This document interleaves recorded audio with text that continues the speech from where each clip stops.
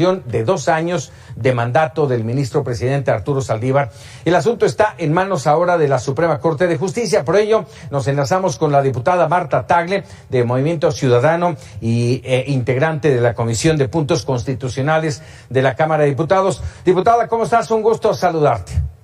Con gusto saludarte, Paco. Muy buenas noches. Gracias, buenas noches. A ver, ¿qué sigue en la polémica sobre este transitorio?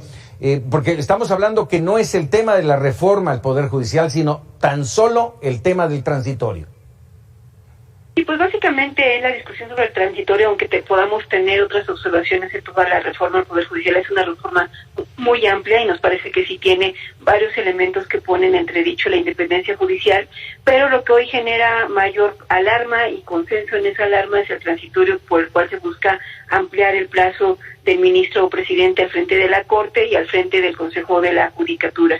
Y lo que sigue ahora es que ya ha sido aprobada por ambas cámaras, es que el Ejecutivo la publique. Aún no lo ha hecho, seguramente lo hará en estos días de publicarla en el Diario Oficial de la Federación, y a partir de ese momento empieza a correr el plazo de 30 días para poder presentar una acción de inconstitucionalidad a la Corte. Lo tienen que presentar un tercio de legisladores, que en el caso de la Cámara de Diputados son 167, y eso significa pues que toda la oposición tendría que ir junta, y también algunos diputados de Morena que votaron en contra, para poder presentar esta acción de inconstitucionalidad y sea la Corte quien finalmente tenga la última palabra. Y me parece que, por lo que incluso declaró el propio ministro Saldívar, están esperando en la Corte que este tema le llegue, lo discutan y lo resuelvan al interior de la propia Corte.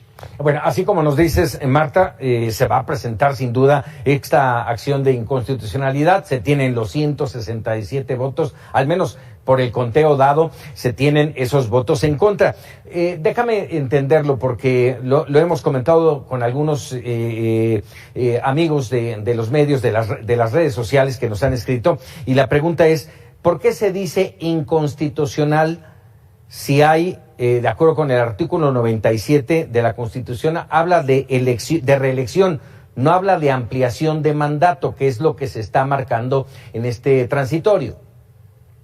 Sí, pero la primera parte del artículo 97 señala que será electo para presidir la Corte por un periodo de 4 años. O sea, claramente delimita el tiempo por el cual es electo como presidente de la Corte. Y lo que se está buscando es justamente ampliar ese plazo como presidente, aunque no amplíen el plazo como integrante de la Corte. Y tampoco estarán en una reelección, pero es lo mismo que buscaban hacer, por ejemplo, en el caso Bonilla. El gobernador fue electo de acuerdo a las leyes locales por un periodo de 2 años, y buscaba, mediante una reforma, ampliar su periodo sin necesidad de volver a ir a las urnas, pues. Y entonces me parece que ya son varios intentos, ¿no?, de buscar por la vía de este tipo de reformas ampliar los plazos para los cuales fueron electos. ¿Podrían encontrarse argumentos, Marta, para decidir que es constitucional?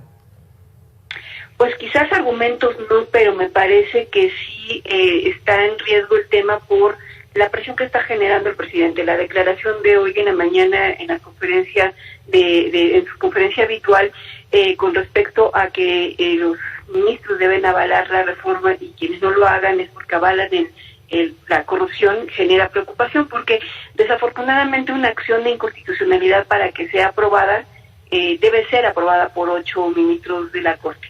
Eso significa que al menos que 3 votaran en contra, simple y sencillamente se declararía la constitucionalidad de la reforma. Y hay que recordar que durante esta administración han sido propuestos al frente como integrantes de la Corte 3 ministros, y además el ministro presidente no podrá formar parte de esta discusión porque tiene conflicto de intereses, y por lo tanto estamos hablando de que hay 4 ministros que podrían pues oponerse a la acción de inconstitucionalidad. Esperamos que no sea así, porque en otros momentos que la Corte en su conjunto, que ha dado este tipo de discusiones, particularmente el caso Bonilla, pues han opuesto a la ampliación del plazo por esta vía, y deberían de ser consecuentes con otro tipo de medidas que ya han tomado, pero pues sin duda la moneda está en el aire con respecto a esto, y por la presión que se está generando desde el propio Ejecutivo. No creo que la conferencia de hoy en la mañana preocupa mucho por eso, porque primero presionó a los los legisladores, ¿no? Él tiene la mayoría y por supuesto la sacó, pero a los diputados de su partido que votaron en contra los están señalando y amenazando constantemente, y ahora lo está haciendo con los propios ministros de la Corte, señalando que quien se oponga a la reforma estarían avalando la corrupción, y pues eso también genera presiones al interior de la Corte. ¿Qué está en juego, Marta? ¿Cuál es la relevancia de este cambio? Mira, creo que también hoy deja muy claro que por qué es tan importante la independencia de la Corte y del Poder Judicial. Porque en la Corte llegan a resolver en última instancia temas muy importantes. Están en la Corte, por ejemplo, controversias, amparos, acciones de inconstitucionalidad sobre temas muy diversos, de reforma energética, de hidrocarburos, incluso, por ejemplo, todo el tema del acuerdo militarista que las organizaciones han venido promoviendo, el tema de los datos biométricos, en fin, muchos temas terminan justamente en la Corte, ¿no? Y entonces lo que se busca es que la Corte, siendo independiente, revise los asuntos de cara a las leyes, a la Constitución y a los acuerdos y tratados internacionales de los que México es parte, y no con una presión del Ejecutivo. El ampliar el plazo nos parece que es una señal de quererse doblegar al Poder Judicial, tenerlo de su lado y venir señalando y tener una Corte pues totalmente a modo del presidente para que este tipo de casos pues lo resuelva a su favor, o como en el propio caso de la acción de inconstitucionalidad, de la ampliación del plazo, pues que esta minoría termine por imponerse y no permitir que se aprueben acciones de inconstitucionalidad que son importantes para declarar la inconstitucionalidad de ciertas reformas. Retomando un poco las palabras que mencionabas y repetías hace un momento del presidente en la mañana, yo te preguntaría, ¿quedarán, después de la toma de decisión que harán en unos cuantos días, quedarán los ministros de la Corte como cómplices de la corrupción? Yo creo que definitivamente no, los ministros de la Corte tienen que actuar conforme a derecho. Creo que el papel del Poder Judicial justamente es ese, preservar el Estado de Derecho en México. Se ha trabajado mucho para empoderar a la Corte, para darle fortaleza al Poder Judicial, y necesitamos que actúe conforme a derecho y no basado en presiones de este tipo. Para nada estarían avalando la corrupción.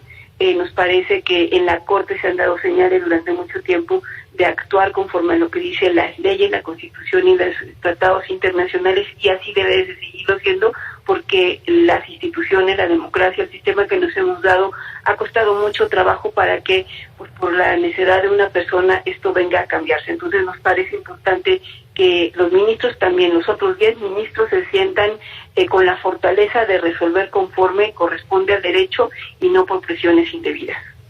Diputada, te agradezco como siempre que nos regales unos minutos aquí en Mega Noticias TVC. No, al contrario, muchas gracias por esta charla, Paco. Muy buenas noches. Muy buenas noches.